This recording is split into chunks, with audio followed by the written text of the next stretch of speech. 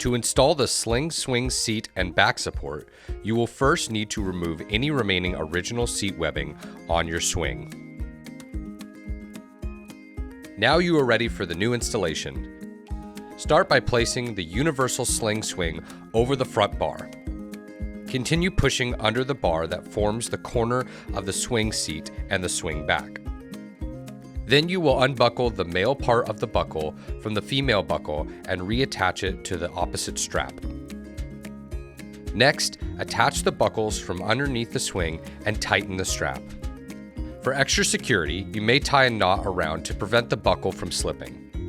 You now have successfully installed the first Sling swing seat and back support. Follow the same procedure for each subsequent piece after installing all pieces. You are ready to place your cushions on the swing and enjoy your swing again.